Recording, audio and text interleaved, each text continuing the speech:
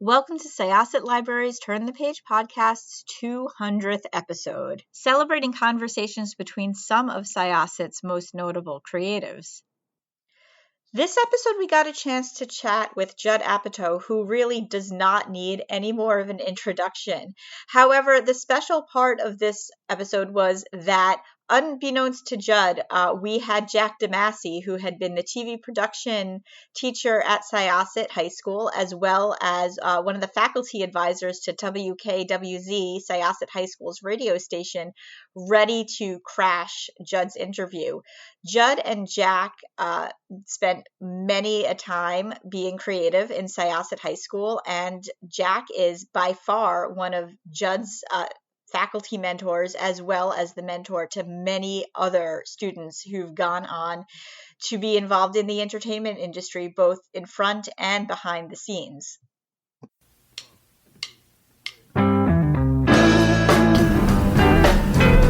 Welcome to Turn the Page, the official podcast of the Syosset Public Library.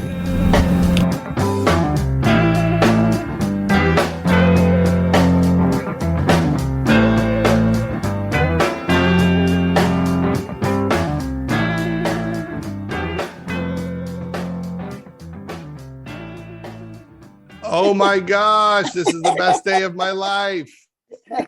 The best thing about Jack and me is, even though you were my teacher, now in 2022, I look older than you. I just have a better makeup guy right now. That's all. I'm literally in makeup right now, Jack. That's what you need to know. Well, welcome so much. This is a very special 200th episode of Turn the Page. And Wow. Yeah, 200.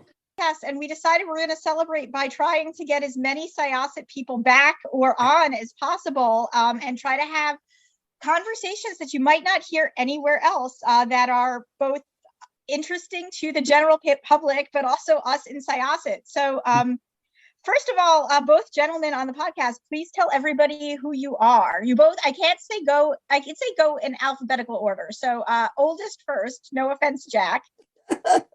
Yeah, I'm pretty old, actually.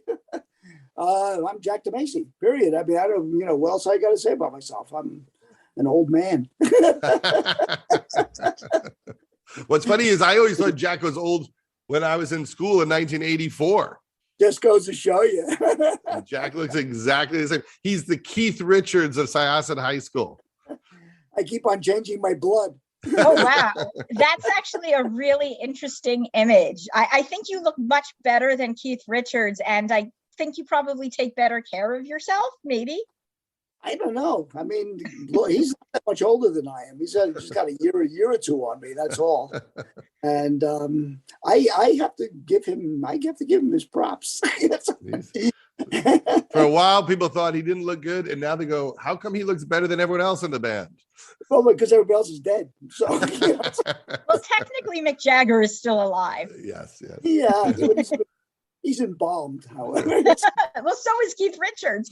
But anyway, so our other guest, everybody knows who you are, but you have yet to formally introduce yourself.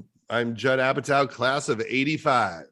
And the director of lots of amazing movies, books, Sicker in the Head. I think you had the foreword, or you wrote the Gary Shandling book. Right. The Bubble, which I loved. You captured the beginning of COVID so perfectly, like that whole crying and eating and exercising. I could not have directed that better myself. It was over the top. Aside from all of us having the first initial in our names, you, Jack, were both of our teachers, but I'm actually going to step back a little bit because I'd love to hear you and Jack talk just a little bit. I mean, I know, like, one of the things I always think about when I'm watching Freaks and Geeks, which is like my favorite show, is how much of it is Syosset and did Jack show up in it? But I'd love to hear just kind of a little bit about just some fun stories about Judd in '84 and Jack in '84. Well, that was that was the era. There was a young band named REM hitting the scene. We all loved listening to Tears for Fears and Chaka Khan, I Feel For You. And Prince had a little song called Purple Rain. That was the era. It seems now way better than it is now, right? Like we look at that time and go, that was way better than 2022. Mm-hmm. Well, yeah. Yeah, well, it's also nice to just have been crazy young, but it was a wonderful. I mean, the group in '85. It was you, Josh, and and Josh Rosenthal. Well, yeah. I mean, Josh and he's like one of my other sons. I love him. I love him to death. And he turned like all that music you mentioned. I completely am up to date with the '80s, thanks to Josh being the music director of WKWZ, and you of course were station manager for some but I guess it was just your senior year you were station manager. Yeah, for my senior year, and I did an interview show where I interviewed comedians. Josh was the inspiration because he would go interview REM and Susie and the Banshees and Jeff Buckley and people like that. And one day he said, "Oh, you should interview comics," and I went to the East End Comedy Club where my mom was working as a hostess. She was, someone who encouraged me in comedy, and I interviewed J.J. Wall, who was a great comedian who later became a great sitcom writer. And then I interviewed Steve Allen when he released a book called, I think he was releasing a series of albums which were phony phone calls that he did on his TV show, where he would have like Jerry Lewis and him making phony phone calls. And then I decided to try to make a radio show out of it. And I interviewed 50 people like Harold Ramis and Howard Stern and Jay Leno. And I don't think I aired almost any of them. I think it was just a scam to tell people I had a radio show. I was trying to invent podcasts is what it was. There was no internet. No one had a home computer to invent it.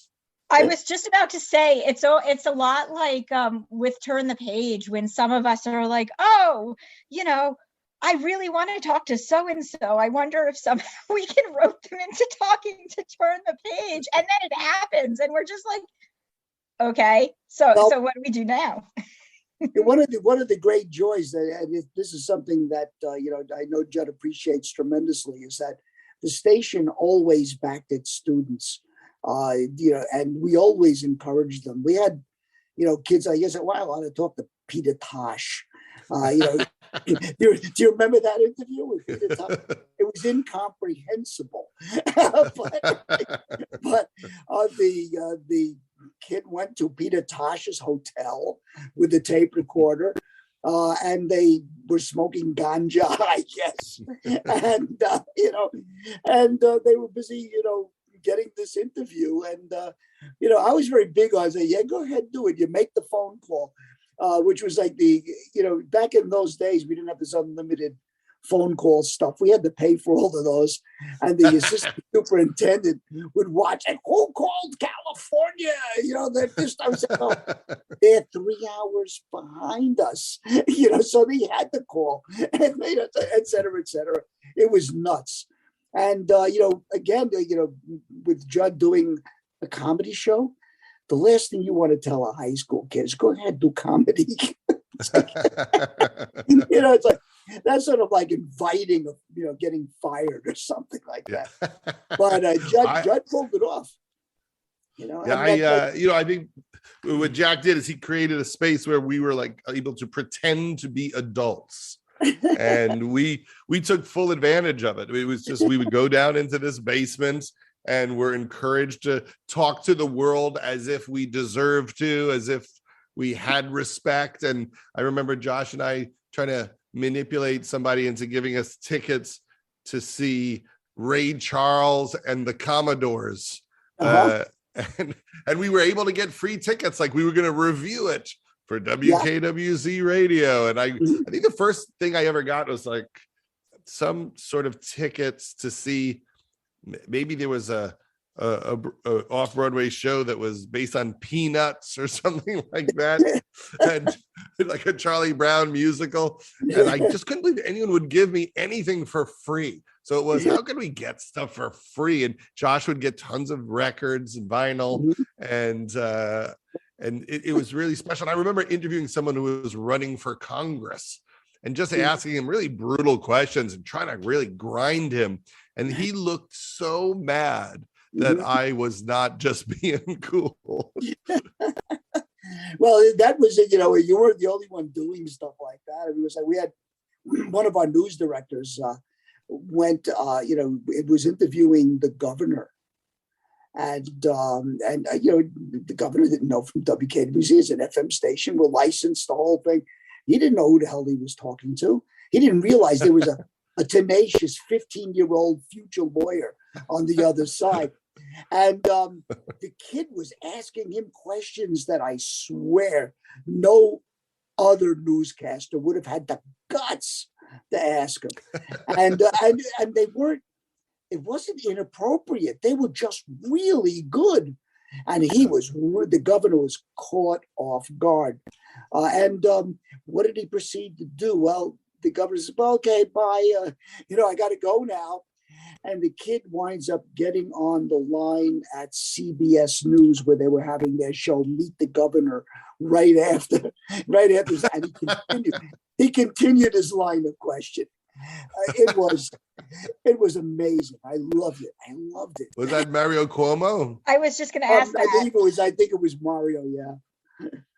One of the things that I always say, especially when I'm doing these Syosset alumni episodes, is that it's just amazing how many people have started in Syosset and just gone on, and like you just see it everywhere. You go to the notable alumni page and it's constantly growing. And I wonder, I'm like, are there like special crystals in the ground? I mean, there was a Cerro wire plant, but we're not going to talk about that. It's now the Amazon shipping facility. But it's really just so impressive and so exciting. And I think, when I said this to Jack when I did a solo interview with him, when I grew up in Syosset, I didn't know any other area from beans. So when I went to college, I was like, oh, in my TV studio in my high school, and people were like, did you go to some crazy private high school? And I was like, no, I went to public school, Syosset High School. We definitely were very fortunate, but I think having teachers that really believed in us, like you, Jack, really, really helped. And then it's just really exciting hearing you both talk about this. Well, you got to see, Natalie Portman collecting, an Academy Award. We had 2 Tony winners in 1 year, for the same show. In honor, it's, the school has always been very encouraging, to kids. But the thing is that Syosset kids, what sets them apart, and it's true, they don't know that they can fail. They just sort of like you say, they're just like, of course I can do this. Yeah. And they just plunge right ahead. And what's different also is that they understand that they have to know their business. And this is something, Judd would undoubtedly attest to this. He knows his business. And from the beginning, he was learning every in and out. What a wonderful education. You created your education, Judd, and it was amazing, Judd. It's just what you wound up doing. And a lot of people were doing that. Like they would just find their interest in, a lot of people loved sports.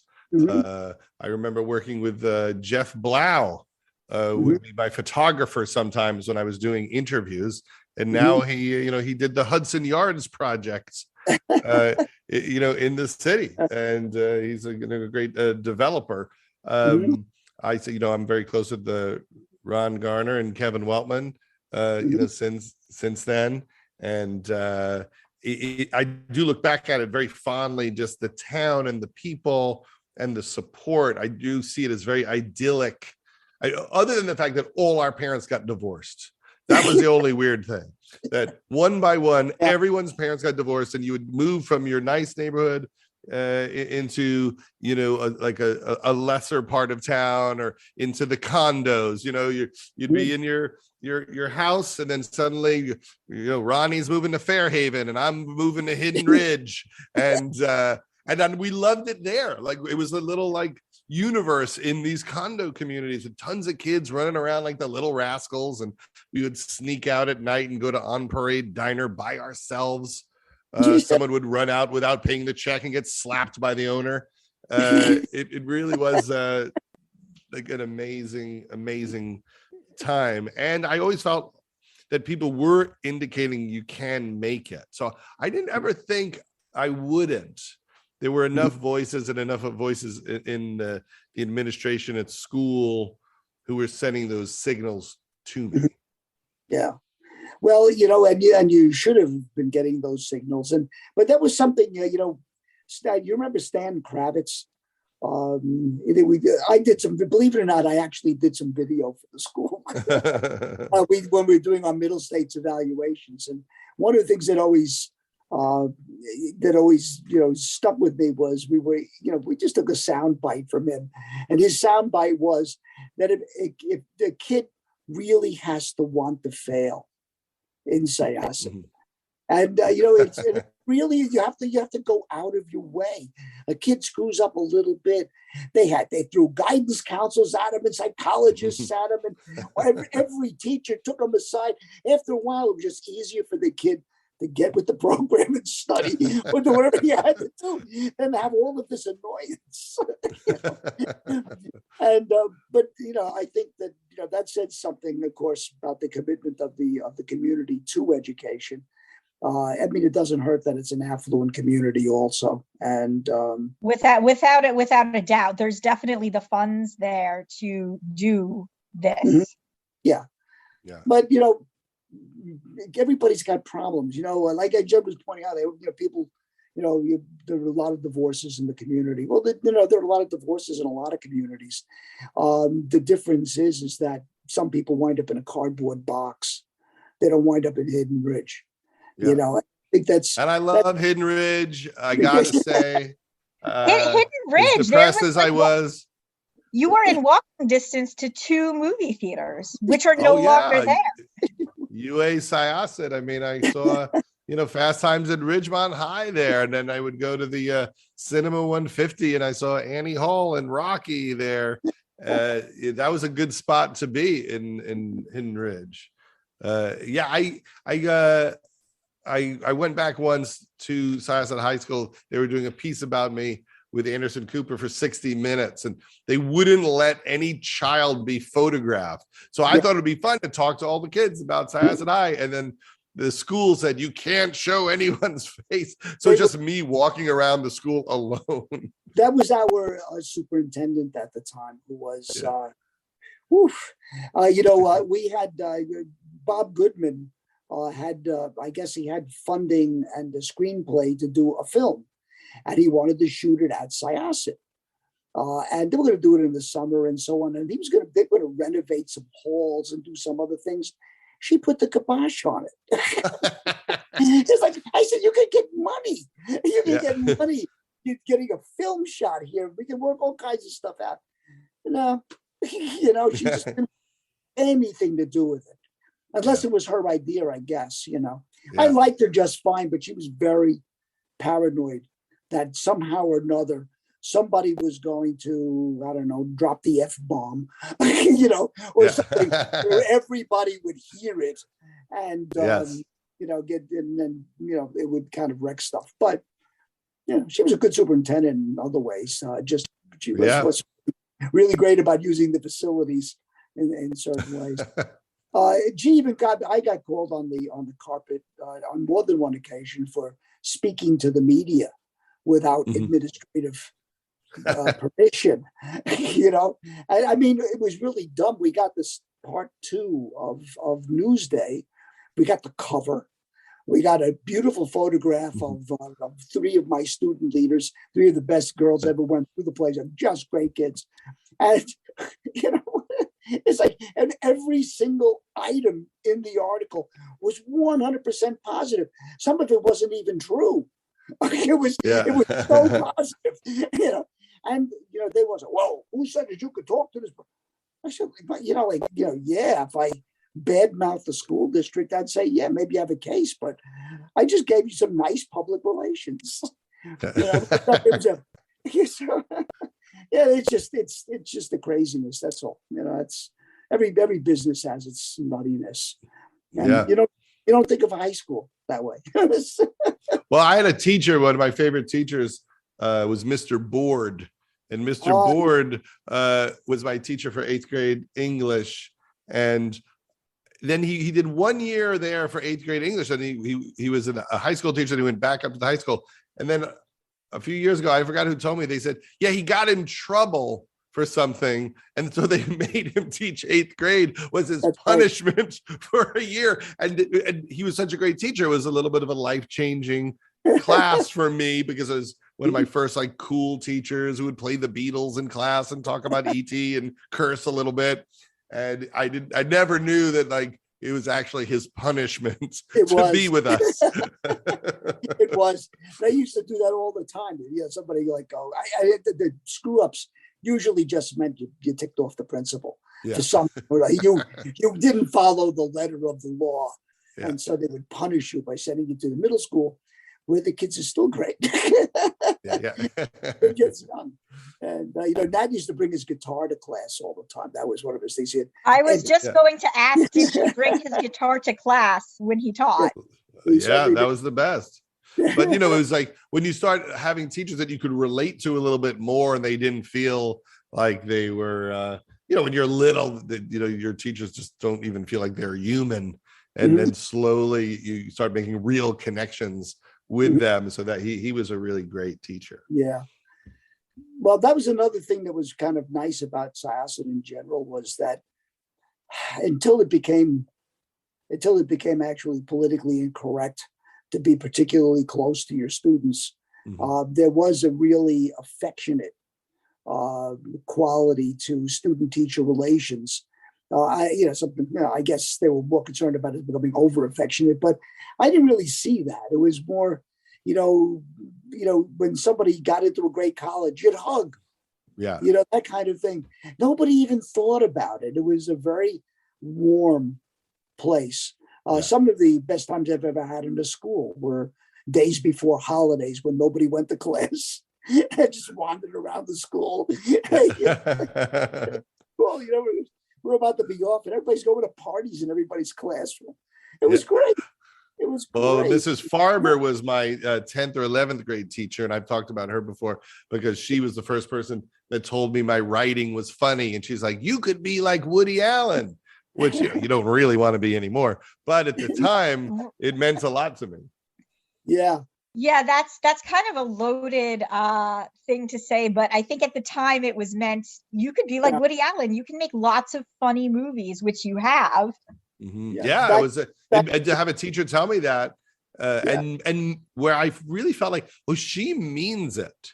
Yes. It didn't feel like BS. It was like she saw something in me, and it landed for me in a way, because I wasn't really telling people about that dream. So to have someone notice something like that definitely planted a seed.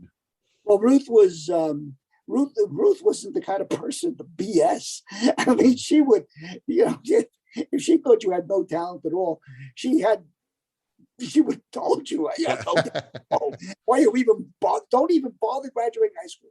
Don't study to be an auto mechanic or something like that. She was rough. By the way, one of my better friends, every time there was rain on the ground, I used to pick her up and drive her to school. She was a real character. I think that's why it was meaningful to me, because I didn't think of her as, I'm trying to remember if I thought of her as a teacher that I liked or disliked, but I certainly thought of her as a teacher that was tough. And I thought, wow, I made this tough woman laugh. Yeah. And I melted her a little bit with a really funny, weird essay. I wrote out my autobiography, and I made it fake. And so she asked for an autobiography, and I made up one about how I was undercover for the CIA, and I was having all these affairs with the teachers. And I just, It was just it was not the assignment, and I thought I'm either gonna get in trouble or hopefully she'll get a kick out of it, and she really got a kick out of it, and it felt meaningful. Yeah. Well, like I said, there was no way in the world she was gonna BS you. She absolutely believed it if she said it, and I mean, she was a formidable taskmaster. I mean, she was not an easy teacher to get an A from or to do anything with, so anything you got from her was like something, really was something. She was a carrier. She and I became pretty good friends up until the time she left. I mean, after that, I heard from her once after she retired, which he moved to Manhattan, and so she could go to the opera every night. And be closer to Woody Allen. And be closer to Woody Allen. Do you both get to talk a lot? Or is this the first time in a while? We kind of like talk every couple of years. Jack's visited my sets, and we look for opportunities to connect. Yeah, the COVID thing kind of got in the way. Otherwise, I would have been out in California and calling him up and say, "Hey, I'm in California. Let's get together," which is usually what happens. And Judd's been nice enough to invite me to the occasional film premiere, which it was the last one was Trainwreck that I got to see. Here because he premiered it here in New York. The last time we were in communication, Judd, was right before you left for England to shoot The Bubble. That's right. I was in New York for 4 or 5 months shooting The Bubble, and just trying to get out of my house for the most part. Like, I need to make a movie just to leave the house. I think that was reflected in the film. Exactly. It's a nervous breakdown about being in isolation. It's a nervous breakdown in film form. Yeah, I found it's funny. I don't know, what reactions are to the film in general. I got a kick out of all of the different things that you did on the Ben Stiller show. There were a lot of realistic things that were popping up in the film. References within references within references. And it's kind of a film buff, thrill. Look at these guys. Look what they, that's a over the top fun. Yeah. Very broad satire, which was and if anybody doesn't like the film, it's because they don't get satire. But it was like right. I enjoyed the hell out of it, by the way. Oh yeah, and I think the point was to say this was a nightmare. Let's see if we could laugh at it, almost as an attack at the time. But I'm really excited because I feel like in a few years it will really be a time capsule of what this moment felt like. Absolutely. Like some people go too soon. It's too soon, and I always say it's not too soon for The Bubble. It's now. Like it's not like there is any distance. It's like making the producers. It's like Springtime for Hitler if you made it during the Holocaust. But I feel like down the line we'll be happy that there is a weird comedic take. We'll show our kids what this weird time was by showing them The Bubble.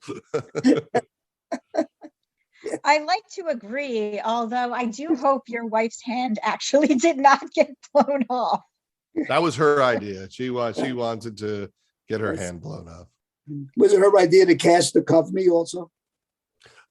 He's an old friend. We've always wanted to do something. She wanted a rollerblade, and that scene where she gets her hand shot off, Leslie almost storyboarded it. She's like, "I'll do it. I'll turn. I'll get my hand blown off. I'll flip around. I'll start screaming." Like it's certainly something that she fully controlled her.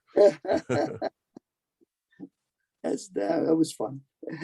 So you got a Carlin thing coming out soon? Is it? I made a documentary about George Carlin that's going to be on May 20th on HBO Max and HBO. It's a 2-part, just deep dive into his life and his family, and the evolution of his comedy. He is somebody who pretty much warned about everything that's happening now in America and in our politics. And it's an interesting story about all of his personal struggles. So I'm very excited for that to come out. I really enjoy making documentaries. I might like it more than anything else. It's really fun to try to organize people's lives. I feel like there's so much content that it's a great way in for people to discover somebody and then go watch all of the things that they made. Like you could watch this documentary and then go watch all his specials and listen to his records. So that's coming up soon.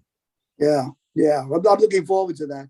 And did you have the same access as you had with the Gary Shandling stuff? Or because I mean, the Shandling documentary I thought was so spectacular because you had just so much information, so much, so much access to all the details that. Yeah, we did. We got lucky because he wrote an autobiography, and in how he wrote it was he sat with this writer Tony Hendra, who actually played the manager in Spinal Tap, and they sat and there were 23 tapes of all of their conversations to write this autobiography. And so we realized, he could be the narrator to his own story.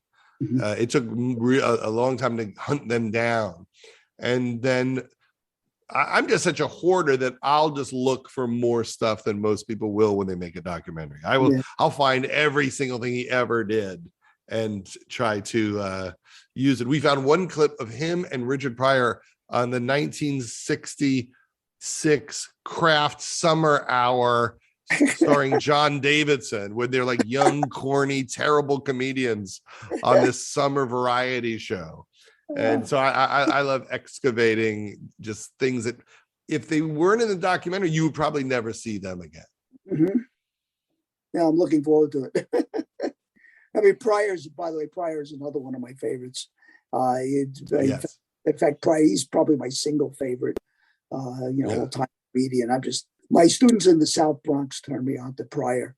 I would sit in the classroom and listen to Pryor records. That's it wouldn't happen much. That you'll get sent down to 8th grade for doing now. Yeah, they were just happy I would stay in the classroom with them. It's like they had very, very low standards for teachers when I was there. It was horrible. Yeah. They mistreated those kids so badly, So the part of the mistreatment was they gave them to me as their teacher. Totally inexperienced as I was at the time. So I've heard that WKWZ is going to be celebrating its 50th anniversary. Is that possible? It's possible. I mean, I don't know for sure, Yeah, it's weird because then that also means that, it's like then you look back and you're just like, no, high school was just 10 years ago, but then it's not. And then I guess, since I graduated in 97, for you all, you're probably it was way before that.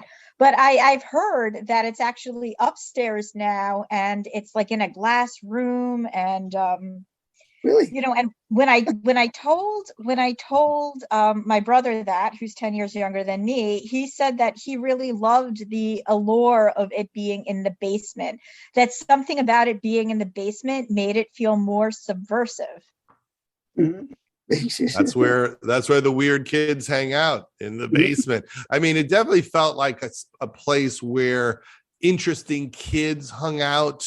It felt different. There was always the jocks, and then they were the genius kids, and then they were the interesting kids. And I remember learning about it, what, people are hanging out here, what are they doing? And then I realized, you can carve out your own thing. I mean, I was a jazz DJ. I was playing Miles Davis Bitches Brew in high school. I mean, where else would you have experiences like that? Sure. Dave Newt, remember Dave Newworth? He graduated, probably you were maybe a sophomore when he graduated. Yeah. But he's my finance guy right now. He does some of my investments. And he used to do the Broadway show. Yeah. They'd be now where were you going to find a Broadway show for high school kids? And he was really into it. I remember driving him into the city. One time we went backstage for the Fantastics, and he's interviewing all the cast members. They were going through some anniversary, 30th anniversary, or something like that, and he got all these interviews and so on. It was a wonderful experience for me.